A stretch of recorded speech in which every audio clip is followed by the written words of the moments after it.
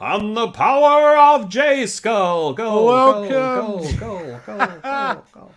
Welcome to the Power of J Skull. Of course, I'm one of your hosts, J Lock, and there is Jason. I believe I'm going to gag. I believe and I'm on the going screen, to as you can see, gag. who I was originally planning on bringing in, but then forgot the last second, and that is our good friend from the Spectrum Sanctorum channel. You know him, Brandon. How are you, mate? I'm feeling good, man. I'm feeling good. Thanks for having me, Jason and Jason. Oh my goodness. It's like a law firm. Yeah. It feels good to be in J Skull. This is great. Yeah, in J Skull. Hey, you can thank that man there, the other way, for coming up with the name. Genius name. The other one was the Princess of Power, like plural prince, the Princess of Power, which I was very fond of. But I like J Skull as well. It's I fine. like It's Princess fine. of Power, but I feel like I had to get a purple jacket and a frilly shirt for that. It's a good And look. I fail That's to how see the I downside. the Princes of Power. We could have not only done He-Man, but we could have done some of Prince's greatest albums. Absolutely. Which would be Blast all some of them. Queen in the background, and you could be the princess of the universe. Yeah, absolutely. I love that too. Missed This an is, opportunity. Yeah, this is going down a very creative wormhole we should probably get out of. And we're here to talk about, if you watched last week, and if you haven't, today we're talking about the 2002 reboot, reiteration of He-Man and Masters of the Universe. Yes. He-Man Which I'm 2000X, very as it's excited to known. talk about. Yep. Is that what it's known as? It's known as He-Man 2000X, and I have no idea why. I've been calling it 2002 forever, but apparently we're going with 2000X now, and I'm just okay. Really? Yeah, I have no idea Radical. why. Just So Everything this in the early 2000s was extreme. and this show, there is some elements of that. Oh, yes. Within this series, without doubt. We are definitely going to the max and some certain points, but this is not really, obviously this is a reboot, but they do very strongly, straight off the bat, design-wise, head straight back to the Filmation kind of look and design with it, but obviously upgraded. Which, did you ever watch the New Adventures of He-Man, Brandon? yes, I did. Yeah, and how different they went. It's so weird because I didn't know what channel it was on, so I only caught a couple of episodes of like the New Adventures. But I remember the commercials more than the actual episodes. So I remember how weird the sword looked, and instead of loincloth He-Man, we had like blue tights, futuristic Yeah. He-Man. Nice It was pantsuit a wild time. It was yeah. So to go back now with this was welcome visually, absolutely. Yes. Yeah. So it was made by Mike Young Productions, and so the initial idea apparently was to kind of continue on the original series, but they thought, let's kind of reboot it. Now, the big thing about this is the fact that we got a whole new voice cast, I believe. Yes. Yeah. Yes. I think everybody was new, if I'm not mistaken. And all Canadian, I believe, too. Yes, that's why In the I have lore the of- power, E. Yeah, exactly. In the lore, He-Man, you hoser, come on over here. That's right. That's why they were more polite in that series than they were. I'm going Everyone's to destroy Grayskull if it's not too much of an inconvenience to you. So as much as it looks the same, it's very different. Except they brought one writer back, that Larry Titilio from the original series. He returned as a writer. So besides that, it looks like the old one, but they're going fresh and new. Now, going into this, the first 3 episodes are, and basically the name of this is called The Beginning. Gosh, I'm just hitting So it's a everything. movie I'm length, sorry. an hour long that they've cut into 3. Yeah, you having an earthquake over there, Yeah, Jason? no, well, I'm just like, my big hands Is are it just turning like, under attack behind you? I'm just going to stand still. So let's get into the synopsis of The Beginning, which is the first 3 episodes. All right, let's have a look. On the distant planet of Eternia, young Prince Adam finds out by the sorceress of Grayskull that he is destined to become a hero of great power in order to stop the forces of Skeletor from rising. When Skeletor attacks his kingdom, King Raindor and his men fight to stop him. Adam decides that it's time to accept his destiny and becomes He-Man. And let This me show just say, should have been titled... King Randor is still a big D-bag. Yeah, well, it should have really been the first episode at the end of it. I'm thinking it should have been called Randor and the Masters of the Universe. Yes, it should have been. But it was It really really cool was to bad. see Randor doing his thing, and it's like, this is why the dude's king, and I'm just like, yeah, I'm all Yes. for it. Twirl those swords, baby, Yeah, that opening, I The love that opening opening. was so I mean, great. the building of mythology, straight into it. Building mythology, I was into it. It was very important to get that because in the 80s, our lore didn't even come from the show. The lore came in the little comic books that you got inside on the of back the toy of the boxes package. of the toys. Yes, and Yeah. the mythology was completely different, too. I think Skeletor was supposed to be an alien, and He-Man was a barbarian, and you had to have two swords, and they were both trying to get both swords so they could open Castle Grayskull, and then here comes the TV show, and they're like, nah. No, that's not how. Did you like the origin story of Skeletor in this opening? And Randor, we get to see how he became king, and like the responsibility he has to carry. I loved it. It was actually my favorite part of the whole TV show was watching that first part. Not only because it was a banger of an action sequence right there. I love that we get the origin of Skeletor and why he's a skull face, which incidentally they do expand on later. They go into Skeletor's history immediately following that scene. But I also like the fact In this series? Yes, in this series they say what happened to Skeletor immediately after that, and it's also kind of an Evil Lyn story as well. And then I really enjoyed the fact that you also see how other characters evolved, because I don't know if you caught it, but Trapjaw shows up at one point, and he's not Trapjaw. He's Kronos still. He doesn't have his enhancements yet. So something happened to him sometime between the pilot and the time that we see him again. So I really dug that. I dug that we were finally getting the mythology that the original series never really gave us. They gave it to us a few episodes. I think we had a Battle Cat origin episode, and we had a Sorceress origin episode, and a Tila origin episode, but they never really told us where Skeletor and He-Man came from. And it was titular way past time. characters. Yeah. Yes, exactly. I guess they wanted to keep it, up to the imaginations, but I like seeing things like this. I think it's great. Yeah. It was I great particularly- having an opportunity to... Oh, I'm sorry. No, go ahead, mate. Go. We just jump in. Yeah, That's how we do no. things. Just jump in. That's the way it works here. It was great being able to get some of this lore out in the front for everybody. It made me wonder, though, like, who this was for, because this was airing on Cartoon Network, and it felt very much like it was feeding into the appeal of people who have already watched the series in the 80s, like very much trying to capture those people. Mhm. But it's Yeah, it still was very Gen much a X children's focused. show.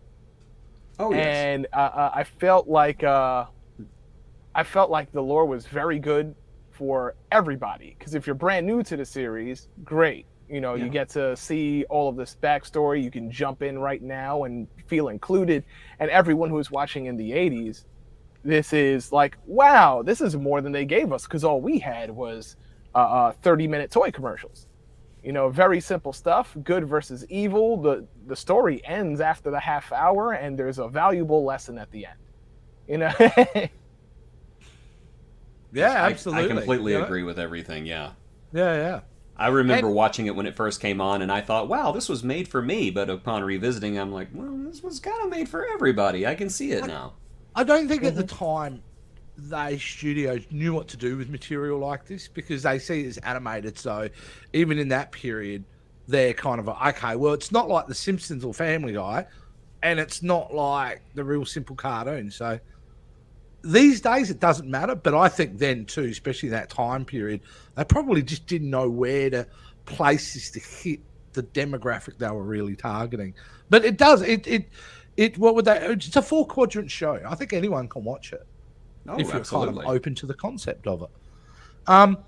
But this show, this episode 2, is very much like we talked about the origin of Adam and He-Man, and I particularly appreciated the journey, the fact that he rejects it.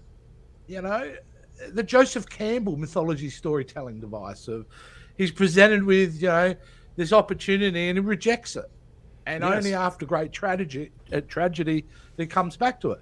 It's beat for beat, Star Wars, is it not? With Adam's journey. And I really appreciate the fact that he rejects the power of He-Man at first carries over into the next episode where he once again, we don't need He-Man. Right. What's wrong with me? Why can't Adam be the hero? And that's great character development that absolutely. he internally is conflicted about being He-Man, which is adding more complexity to that character it's ever had before. It was interesting because that gave us something that we didn't see before. I think what we experienced with Adam in the past was, we got the sense that he was aloof, maybe. He was always seemed to be chilling on the hammock, after the battle. Yeah, he's a bit of a jerk, let's be honest, in the filmation. Teela's like, and where were you? Oh, around, handling some duties. Adam, you're never around when the superhero with the exact same hairdo and face shows up. I don't understand. Me are stupid. They didn't even go to the effort of putting glasses on Adam. Jeez. No. But here, at least, there's reason for Teela to believe that that Adam is full of it. That does the bolt. Mm-hmm. Yep. Like that's what we expect from him, and for a reason. It's easy to see how this person could not be He-Man, not just because of the obvious size difference that we didn't get the first time around, but we did get a different personality. And Which while really we got loved. to see his growth, as an audience, the rest of the rest of Eternia never got to see the growth. Yes. He comes off cocky, but he doesn't come off unlikable, though. To me, he's more. I don't want to use the word desperate, but Adam wants to prove himself. He doesn't. He wants to be a hero. He wants his father's respect. And in a sense, He-Man is standing in his way of getting it, because to be He-Man, Adam has to retreat. And this is honestly the first time that I had any interest in Adam as a character. Before it was just like, okay, turn into He-Man. Come on, go. Now I'm just like, yeah, I feel for this kid. I get it. And it is an unfair thing. He bears it's almost like Spider-Man. He bears the responsibility of great power, and you can see how that eats at him. And that's one thing that I really enjoy about this series. For the first time ever, they age specified him too, in my knowledge of it. He's 16 years old. It's his 16th birthday. And making Teela the same age was great too. I love that. That's also 16 years of peace. We see a moment where there's a conversation between Man-at-Arms and Adam, and Adam saying the wall's never gonna fall. There is no evil that's going to attack us. So his resistance to the call to action comes from a place of, it is kind of hard to believe that any of this is even happening in the first place, and that he sees how serious Duncan is, and he's like, okay, I know you can handle it because you're serious, and I know the soldiers can handle it because you're all serious people training all the time. I don't understand why you're training all the time. There's no danger. But, that's right. So when it finally comes crashing down on him, it's like, oh no, this is everything I didn't prepare for. These are the finals I didn't study for. These are... It's wild to be Prince Adam at that time. That's right. And when you're watching that particular moment and he does run off, you kind of understand it from that perspective. Like, because he doesn't know how to process all the information. Like, it's happening and it's happening now. That's what we think he's doing. But in reality, he'd already made his mind up. He was heading. He ran because he was heading straight to Grayskull. Which showed that he had bravery. The bravery was in him anyway. He was never a coward. And I think they do a good job of that, because sometimes I felt with the Filmation series, they kind of really made Adam that jerky coward. Like, it was so much of an effort to separate him from He-Man. And I think it's far more interesting to have what they're doing now, what they've done with this show, is to make it that, they're not that dissimilar, really. One's just more powerful than the other from a personality and a moral perspective. So, one of the big pluses I think for this series is how they've handled the titular characters in this. And Randor, I love the fact that now when I look at him as a king, the weight of responsibility that's on him as well. Mm-hmm. Because to me, I never felt that from the last show. I felt like Randor, he's been through some stuff now, man. He knows what's going on. He's got all those spirits that he's kind of taken to lead the kingdom now because they're all gone. And so, yeah. What do we think about Skeletor? Sexy. Yeah, I liked him. I mean, you can tell he was imitating Alan Oppenheimer, but I think that the writing was smart enough and the voice actor had enough charisma on his own that he carried it extremely well. I do kind of wish he hadn't have been imitating Alan Oppenheimer and done something original with it, but I'm happy with it. I think it also gave an air of familiarity as well, which was to us old school fans very comforting. You know what's funny about Alan Oppenheimer's voice when I thought I was watching this one and Skeletor talking, I'm like, you know what, you kind of sound like that if you didn't have any lips, wouldn't you? You really kind of would, yeah, if you didn't have any lips, you'd have that kind of... Beastman! Trying it out. Yeah. And now, I wanted to talk... I'm going to list a few of these characters because this is a giant love letter to how they have treated the henchmen of the Master Universe. Like, I love all these iterations, the design, what they get to do. I'm in love with the whole thing. So, especially Evil Lyn. Evil Lyn was the standout for me in this 3-part series. Evil Lyn's redesign was magnificent. Yeah. When she showed up, and it's like everything in her costume and her design both paid tribute to the original and created something new and dangerous and, might I say, sexy. I loved it. Just watching her come out of the shadows is just such an iconic moment. And the power, showing her some of her true power. Yes. Yeah, especially in that battle. I mean, she's dominating that battle when she's firing down those. Yes, and I love the fact that she had to say the corny rhymes to make her powers work. I don't know why. That just makes me crack up. I thought it was great use of her role because I think they've always teased that there was, even though she works with Skeletor, there's a bit of a rivalry there of who's the more powerful of the two, who is the more intelligent mastermind of the two. And I felt like we got to see in this iteration Evil Lyn display why she can be his number 2 and why she's possibly the better nemesis of the two. Not to say that we didn't get to see that before, but I think we get to see her play in the sandbox a little more in this new version. The Skeletor origin story that's told later in the series actually goes into that, and it shows that Evil Lyn is kind of in love with Skeletor, and he uses that to control her. Okay. And it's a really great play in narcissism and manipulation, and it's just kind of like eating her up basically. And it's great. I just love it. I will say this is the first new series I've seen of He-Man. I'm going to complete the series because of these first 3 episodes. I'll just put that out there. Got me enough that I'm going through the whole thing. But keep going through the list. Teela, love Teela in this. Teela was great, and her on snarkiness, the same kind of age level, and her snarkiness and her poking fun at Adam.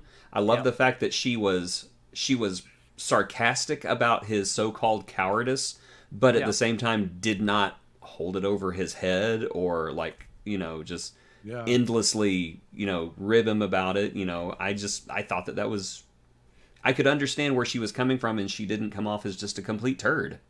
Yeah. Oh no, I didn't like her. I got very turdy vibes from her. But I do think that Teela, maybe more than any other character, benefited from the new animation style. When you think about the time that this came out, 2002, this predates Avatar: The Last Airbender. This predates Teen Titans. This was one of the first, if not the first, American cartoons to really try to embrace the more anime action style. Yeah, and it's all over the series. Absolutely. And for Teela, she benefits, I think, the most. Like, I think everybody knows He-Man. He's going to pick up the big rock and he's going to throw the big rock. And Man-at-Arms, he's going to, use his technology and he's going to blast with all sorts of weapons. Teela really got to shine and show what she could do. I think while Skeletor got to do that as well, and even Randor, like, we can't stop talking about Randor. Like, Randor looked great also.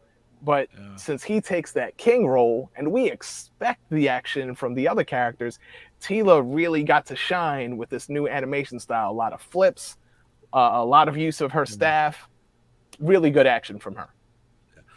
Can I say, though, the big bugbear that I actually have with this show is around the animation style. It's okay. I love the anime look of it, but it's just seemed to be off-brand. The twirling of, and you mentioned it in the chat. Oh yeah, the very twirling of weapons, like unnecessarily so, to the fact that I think it's a detriment to the scene itself. The other problem I had with it was I loved how when Adam first picked up the sword, he couldn't pick it up. Dunk, it was heavy. It requires the power and strength of He-Man for it to be a weapon that he can kind of fling around. And I like that idea of it was more kind of, but every other weapon in the shows, everyone can just, it's feather light. Everyone's like I like the idea of the swords being weighted and it would be more of a clash, kind of traditional kind of sword play. Because I do like the jumps and all that kind of thing, but they stay on them too long. We're watching Skeletor do this ballet in midair for like 4 or 5 seconds. Right. And really, at the end of the day, Randor's on the ground just kind of going, yeah, at the end of the day, we could have moved that along. This is a half-hour show, Keldor. Let's go. Yeah. I think Cartoon Network was really trying to appeal to the Toonami fan base at the time. Yes. And it seems like that the twirling didn't carry over to the second or no, I say second or third, but the second or third story. I didn't see the sword twirling. No, they seemed to really dial that back. In the forest. That's what was all happening, wasn't it? That first, that big face-off between Randor and Skeletor and everyone else. There was a lot of inspirations. The spinning swords, I really didn't understand. I didn't mind some of these influences too much, but occasionally they would take it a little too far. Well, the thing is, you show it for one character, and that's cool. Every side character was doing it. It was the Star Wars influence. We just had the prequels. The prequels was all about lightsaber twirling. Right. That's what that was. Yeah. And I think musically was the same thing. I enjoyed the music, but sometimes the didgeridoo was a bit much. Yeah, like as an Aussie, even I go, that doesn't belong there. Hello, like Randor. There's nothing on Netflix. Let me change the channel. Like watching him, either of them, whether it's Adam with Cringer or whether it's Skeletor on Pantor, it's weird watching them like ride through a canyon and there's no action happening and there's just a didgeridoo or weird like Tusken Raider music in the background, and it like sometimes it fit, but most times it really didn't. That's definitely a cinematic device that doesn't belong in a 20-minute episode. No. Right. Yeah, 100%. Now, going through, though, I'm not going to go through all the side villains, but particularly love their iteration of Manny faces. Yes. Love that. Yes. Really, I thought that was really cool. I felt they created definitive uses for his faces. Like we had the monster, of course. Yeah. There's a bit where he pulls out a pistol and he moves to robot version. Right. So for me, that was like, okay, when he's in his militaristic mode or when he's fighting, robot face. When he's himself, and then when you piss him off, we get monster version. Yeah, I like the idea that he got. That. Yeah, I like the idea that the faces gave him different powers and different abilities. I thought that was really cool. But the winner has to go to, and it was my favorite figure as a kid, was Stratos. So how delighted do you think I was when I heard him speak in this show? They went full and Sean then go, Connery. you guys Full are not Connery. even trying to be different than Sean Connery. You're just doing Sean Connery, and it worked, and I love it, and I thank you. Yes, I loved Sean Connery's Stratos. I just Oh, I'm glad. I'm so glad we're talking about Come this. with oh me. my goodness. Let's go to Avion. It's like, are we gonna ignore Sheila. this? Are we gonna? Are you 18 yet? no, we've No. got to talk about it. I'll talk to you later then. Sorceress. Hello. It's like I can't believe Buzz-Off would. I can't believe Buzz-Off dismissed my claims of allyship. It's like, really? It was so funny listening to that Sean Connery voice refer to another character as Buzz-Off. I don't know, that just made me laugh. Buzz-Off had the worst Expect name him out to of just all of tell them. someone to buzz off. Buzz That's off, what you web expect from Sean store. Connery. Web store. You'd think that little kid was going to sue him at one point? Webster. Well, if Yeah. you're gonna crown a winner, can I crown a loser? Yeah, go Yes. on, crown loser. I could not stand the updated look for Battle Cat. I don't like the armor. I hate don't like the felt like- armor. I don't like the fact that he doesn't speak anymore. Yeah. Right. I don't like the little kitty cat sounds that Cringer made. That Yeah. Battle Cat and Cringer were always my favorites in the old show, and it just seems like they stripped away everything that made them fun. Yeah. Like I didn't notice the kitten sounds and his lack of speaking until maybe episode 2 or 3. Yeah. But the first thing I noticed was the armor, and I remember, just this beast-like saddle that he used to have, and now he's got what looks like a mechanized saddle, and it was very just disappointing to see like this rectangular snout over his face. Yes. Yeah, where's the And- helmet? Whereas wanted the everybody helmet. else I thought looked great, and I used to work at Toys R Us back at the time, so I saw all the action figures, love and the Toys R action Us. figures looked great. And seeing Battle Cat was just so disappointing. Yeah. Yes. Last shout out I want to make is Merman. Always been a fan of Merman. Love the look and design of Merman in this one. That is a regal prince right there. Yes. Mate, and he's got a big ass fish to fly as well, which is pretty Yes. He's still kind of a buffoon, but I really respect the way they made him a threat, and that all the evil masters were threats, and they weren't just complete clowns. Even Clawful and Whiplash, who I just thought were just going to be just complete idiots, not able to do anything. Yeah, they could fight. They could take you out if they wanted to. Yeah. was They're the tough for ones me that to take them didn't seriously. know to press the button. I'm They were the sorry, ones that both- didn't know how to press the button. Remember that machine? That Oh, to fire right. against I the can't wall? press the button. Yeah, there. it doesn't work. Yeah. Press the button. Well, you It- need a it little was bit tough of for me comedy to take them relief. seriously. Yeah, No, you need some it- comedy true. relief. You got to have it. My This favorite is guy. one of the moments where we get this lore, and I see how serious that this is being taken, and fully understanding that this is still a children's programming. It was very weird to see.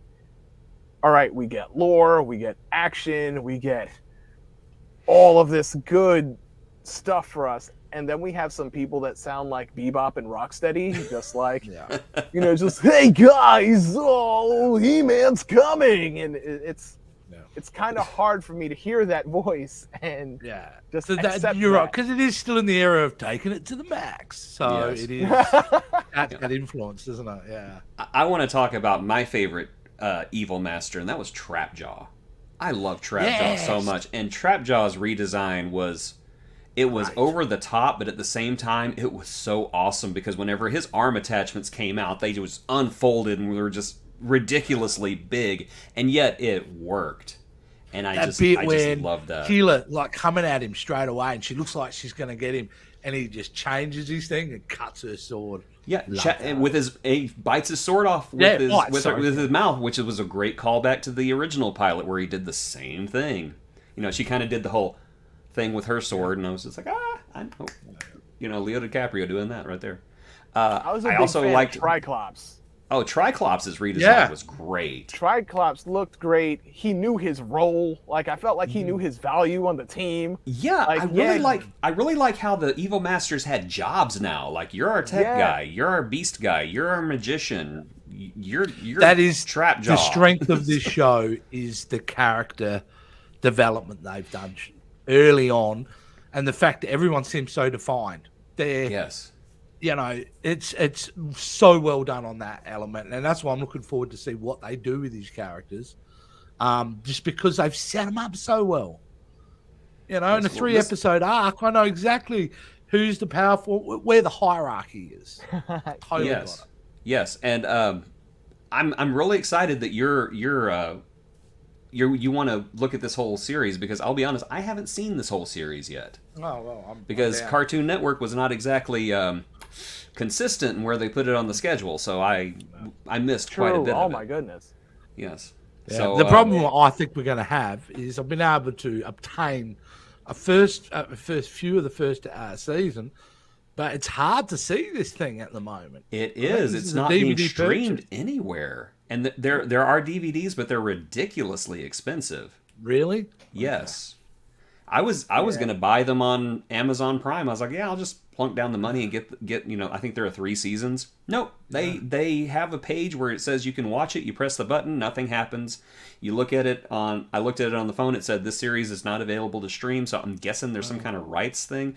Must be, because why would Netflix just dump it on there? They got everything else in there. My thinking is because the aesthetics of this show are so similar to He-Man Revelations. They are just not wanting to show it right now because they don't want people to get the 2 series confused. Probably a very valid point. Either that, or there's some rights that have lapsed and have not been rectified yet. In any case, they need to put this I thing think back there's on track. absolutely a rights issue, because the way that the series ended and the way that the Cartoon Network just kind of, don't want to blame the channel, but more like the executives of Warner at the time, because I don't think they merged with Turner. I'm not sure who was running at the time. I think they were still AT&T back then, if I'm not mistaken. But I think I know what you're getting at here, Brandon. The corporate influence. Yes, the corporate influence. Unfortunately, they canceled the show as a tax write-off, which it feels so weird talking about this now, considering what HBO Max just did with all of their programming, mostly animation programming. It's very sad to see where the show is headed and what we never got because of corporate practices. Yeah, shenanigans. Yes, may they all fall on their bums and get sand in their cracks. It was interesting though watching the show, because it feels very modern. Almost post-Trump with that wall scenario, wasn't it? But it does, even though you can go, yep, that's definitely early 2000s, it still retains a very modern feel to it. It does not feel dated, I will say that, except for those obvious spinning things and all that. You didn't have them in there? Could have been made last week. I'm so torn when I think about this, because I've already mentioned Avatar and Teen Titans, and I feel like because this came before those shows, I feel like it suffered. Because I don't think animation in America has really, like, they saw the influences that they wanted to take, but didn't quite make the move into the full direction that they wanted to be, I feel. Because this is, I mean, like compared to Teen Titans and Avatar, which I thought, even though they were children's shows, didn't really dumb themselves down for children, gave you very real emotional story arcs. Like Avatar was about war and loss, and it was on Nickelodeon. Yeah, you know, and I don't see He-Man Masters of the Universe, even though this is, you know, you got more meat on the bones here than what we got in the 80s. I don't see the writers really wanting to go in that direction. It might have been too heavy for them. But this is also coming after shows like Batman the Animated Series and X-Men and Gargoyles that weren't afraid to take these bigger steps. No. And I kind of wish, that's the thing that hurts me for this show. I kind of wish they just went a little further. Like, you're right at the edge and you're still good. You're still enjoyable. I just wish they went a little further. Yeah, I'm right there with you. But let's also not forget that another reason why this series existed was because they rebooted the toy line. So Yeah, of course. they wanted to sell toys. And I think I've also heard that not only was it corporate shenanigans, it was also the toys weren't selling as well as they wanted, and therefore Well, I tell you what, wasn't as lucrative. Same thing happened after watching these Thundercats. episodes, I would love to collect this series of toys. I love these designs so much, and I don't even think I've seen an image of what these figures look like. I have one over there. I have the So Orko figure. I'm Yeah. kind of keen to kind of put my eye over some of that stuff. So they did No, their no, job. they were beautiful toys. Can I also say how much? I'm sorry, I'm getting off on a tangent here because I'm looking at my Orko figure over there on the other side of the room. I loved Orko's redesign. How they took that garish O and they made it a medallion on his neck. I just thought that was Mint. so clever. Yeah. Yeah, perfect. He was still Perfect. annoying, but I really liked. I really liked his design, and I also liked how they integrated him and Cringer into the pilot. How did these two idiots find out that find out that Adam was He-Man? I like that. Yeah. I don't like Castle Grayskull design. Don't like it. I didn't Can live think it was that without it. bad. I am too emotionally attached to the original design to accept any other design. Not than enough that one. green. I didn't think it was It that just- different. It didn't have the side kind of pillars high enough. Like I don't know, man. I just locked into that. It's so iconic. I get It's it. like changing Darth Vader's helmet for me. You don't do it. You don't change the look of the DeLorean. You don't change the look of Darth Vader's helmet, and you don't change Castle Grayskull.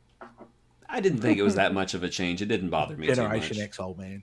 I didn't notice, but now like you Hold on, pointing it out to me, I'm like, I get it though. I get it. Yeah, did it's just okay. because I'm Jason, Did it you hurt my know viewing? I'm It really Generation didn't X hurt my too, viewing. right? yeah. Okay, I was gonna say, come on.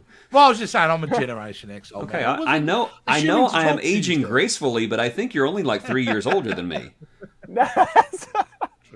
True. It is true. But I mean, overall, look, everything kind of works for here.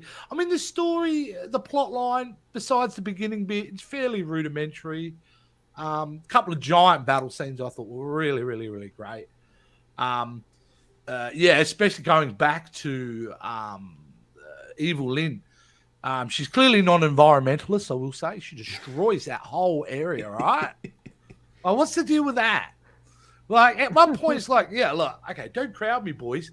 Yeah, could have pushed them off. Did you have to destroy all that wildlife? How many animals died in that? You know what I mean? Like, so another reason her to hate name is Evil Lynn her for name me. is literally Evil Lynn. Yeah, You she's a honestly bitch. think No, she yeah, she's cares? definitely a bitch. Yeah. Was she born with that name? You think? You know, did the parents have a baby and was like, let's name her Probably. Lynn, Evil Yeah, Lynn? That would have think you gotta developed wait as a for toddler. the. Imagine her you gotta walking watch into the first Kevin- grade. This is Timmy. This is Susie. This is Evil Lynn. Walks in, takes her desk. I think you need to watch the Kevin Smith version to get the backstory on her name. Yes, you Oh, do. really? You do. There's also some in this series as well. But Okay, yeah, cool. her name is Evelyn, and she changed it to Evil Lynn. Evil Lynn. Yes, It's a choice. Evil it is a choice. And Evil is a It's- choice. But you Yes, got to admit, the absolutely. idea of parents naming their kid Evil Lynn is hilarious. Same as Cruella DeVille. Yeah. Let's Did name this anyone baby feel slightly? Cruella. I wasn't disappointed, and I understand why they didn't do it. But there was part of my nostalgia that went, "Oh, no moral lesson at the end of it." They do it with the next episodes with the Adam episode. Did they? The courage No, of, they I do it thought with the episode courage of 5 Adam. had one. Yeah, the Courage of Adam had one, and the Sky War had Oh, I one. did too. Sorry, I apologize now. No, it's fine. It would Yeah, not be until He-Man next without time. it. You know, You know what? They were spinning the sword too much, and you just couldn't take it, and you canceled out of the window. I really wanted Oh. Revelations to have a moral lesson at the end. You know, but update it for the new aesthetic. Hello, Well, they- kids, well, a it's couple of me, them are leaning against the Quickie Skeletor. Mart. Remember, if you want to slash someone's throat, don't just slash, stab them in the neck and pull out. That's how you get their jugular. Until next time. I want them to have Jay and Silent Bob in it because why not? Wasn't they? I thought Jason that. Mewes, I believe, did a voice for the I Revelation. think he did. Yeah, of course he would. I have. can't remember Yeah. which one he was though, but I remember hearing his voice and doing the Leonardo DiCaprio thing. So as an origin, so far, in my opinion, what I've seen, because He-Man Filmation doesn't really have an origin. She-Ra had a great origin. I thought The Secret of the Sword. A bit meandering, but great. A New Beginning was I thought a good origin for that, what they were trying to do with that show. It was okay. But this is hands down is the most developed origin story I think I have seen so far. I'm hoping you guys tell me, it gets better later on because to me this is getting up there now. This is good stuff. So our next stop on the He-Man train actually has an incredible origin story. Wow. Okay. Yeah. All right. And that is you might as well announce it now. She-Ra, the Princesses of Power. Yeah, fantastic series. 5,000 dude bros watching this broadcast just went, no, not the woke one. Yes, the woke one. Deal. I cosplayed. When was this I cosplayed as Seahawk. And, right. From the Seahawk series. was so much fun. And my girlfriend was Mermista. And we went to Comic-Con as Seahawk and Mermista. It was a lot of fun. Mermista was great. Seahawk was great. I was telling Jason last week that Double Trouble was such an amazing character. Oh, yeah. I love that one so much. Oh, well, I'm really looking forward to seeing this. I must admit, the big surprise for me so far doing this series has been, even though they haven't always hit the mark, it's very clear that every person who's had an attempt to develop more in this universe really has a lot of love and care for it. And I think this comes through. It's Mike Young Productions who made this series. You can feel that he really cared a lot about this material and wanted to do something great with it. Like you said, he was probably limited by corporate interference and everything else. But I certainly feel this is, at this stage, this what I keep saying universe because it's Master of the Universe, but this whole thing seems to be on an upward trajectory in regards of content being made for it. Absolutely, and it does. It gets bigger. It gets more sophisticated, and more ambitious. I think and it's not afraid to explore things that, quite frankly, wouldn't have been explored in any of the previous series. And I'm really eager to take this journey with you because, as I said, there's much of this series I didn't get to see. Yeah, well, that's awesome. No, that's excellent. Now, before we go, I was thinking, we haven't really talked about much. We kind of briefly mentioned him, and he's one of the titular characters, the Skeletor. Yes. Now, we talked about his voice, and you wished he kind of hadn't done his voice, but Skeletor has he has a fighting style now. He does, yes. He's not a coward anymore. He will cut you. He's very adept, clearly, too, at what he does. One of the strengths how he torments Randor. Oh gosh, tortures him. Wonderful. It's and delicious. Not tortures him for he's torturing him. That seems to be the main focus. Getting information seems to be the second agenda. He just wants he wants payback. He wants Randor to suffer, and I love that pettiness about Skeletor. Because that's the focus before he gets through the wall. It's only when he's through the wall that he discovers the spirits are no longer running everything. Mm-hmm. Right. That he wants to know where they are. But his main focus is, and man, he doesn't relent to a point that I thought was like, wow, for a kid's show, they're really kind of doubling down on the torture side of things here. Yeah, so, it's cool because I think even from villainy, I think we expect our villains to be cheaters and cowards. It's nice to see Skeletor as someone who is good enough to hold his own with a sword. Like he is Randor's equal, and at times looks like even He-Man's equal.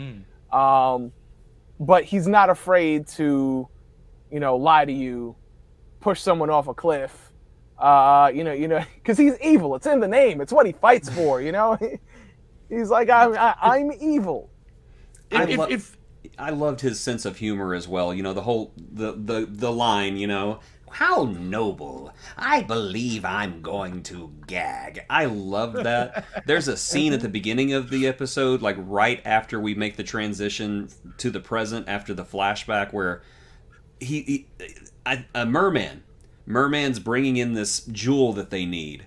and Merman comes out of the mucky water, walks up to Skeletor and like hands it to him, and Merman's just smiling, and Skeletor's in shadow and doesn't move.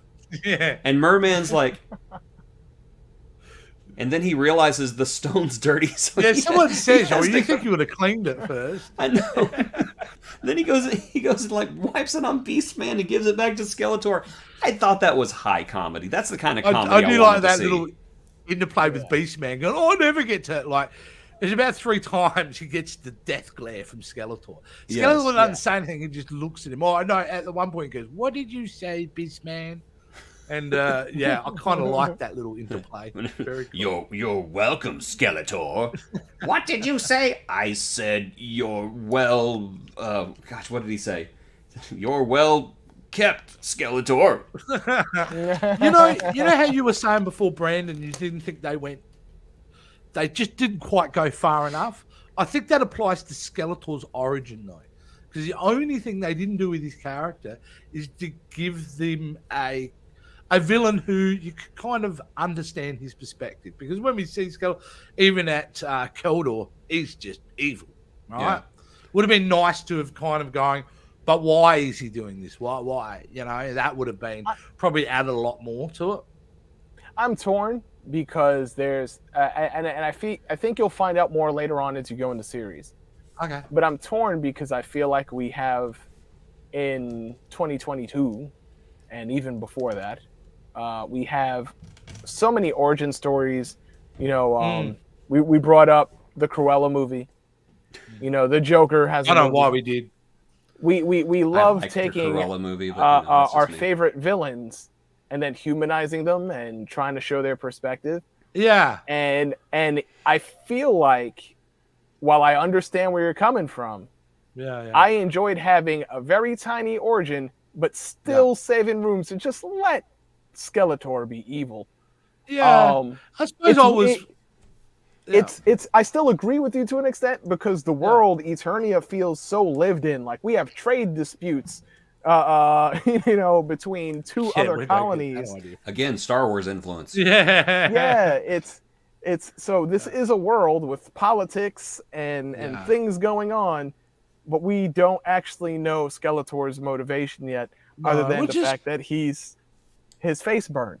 You know. But the thing is, they went to so much effort to kind of create this mythology and explain a lot of things. So that's where I think it's probably appropriate there. I do agree with you sometimes, like the Alien series. It's never been as good since the original one. And then all they've done since then, all Ridley Scott's done since then, is try to explain where the alien came from. Rather than just like, here's a space monster, he's coming after you. It's scary because you don't know what the F it is. And you're right. We do live in that area of over-explanation. Mm-hmm. But I would say with this one, just because of the context of where it was, would have loved to have had a bit more. But but I do think you'll see more as you watch the series. Yes. And I will say in the next series, if you're looking for a villain where they kind of get into the villain's head to find out why they do things, She-Ra and the Princesses of Power. Ooh, I can't endorse that enough. It's one of the few times where you're just as invested in the lives of the bad guys as you are in the good guys. And what's great is that eventually the good side and the bad side, there starts to be this gigantic gray area, and after a while it doesn't matter anymore. And it's so subtle, it's done so well that it's honestly I'm gonna really bring in the wrath of the dude bros right now, but She-Ra and the Princesses of Power is probably the best series in the entire lineup. Wow, that is cool. You know, I'm inclined to agree. I'm even willing to co-sign on that. My only regret about watching it was that I was watching it as it was being released, when it was brand new, and I didn't enjoy some of the fan base who were more He-Man fans, just wondering, is He-Man going to show up? Where's He-Man? And this is a completely original tale inspired by, what we had in the 80s. But it's an original tale. Yeah, what's great is if they'd read any of the interviews with the creators, the answer was always no. No, he's not. Yeah. No, he's not. not He's not showing up. We don't This have is the not a rights to He-Man him. story. Yeah, we don't have He-Man. We don't need He-Man. We don't. Oh gosh, there I go again. But We don't need him. Well, Yeah.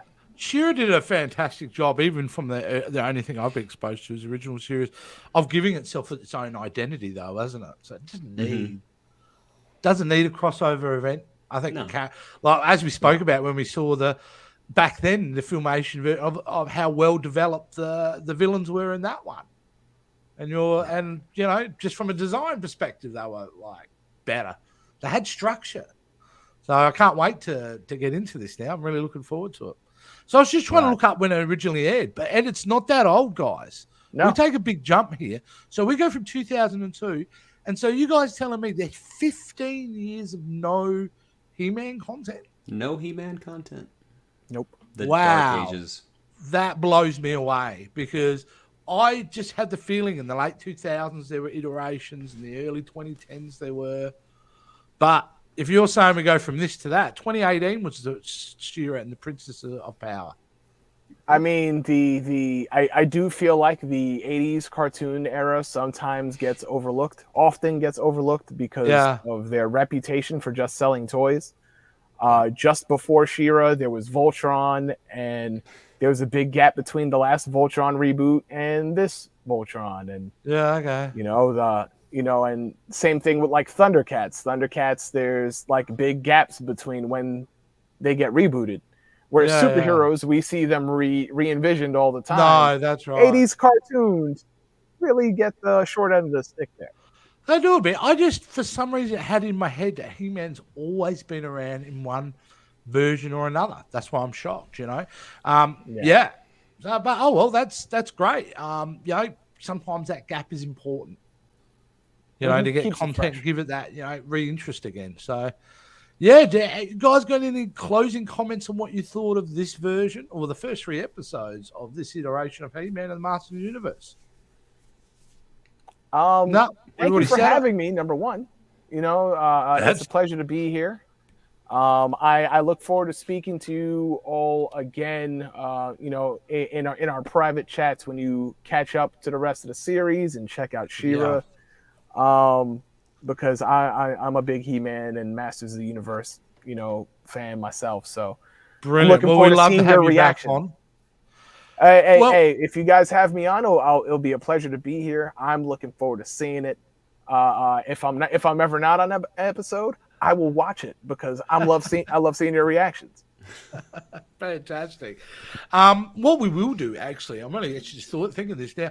Once we've kind of visited the pilot episodes, then I think Jason may come up with, I don't know, the best of, or do we just look at whole series as a whole? Or I was kind of thinking maybe one thing we could do is look at character-centered episodes.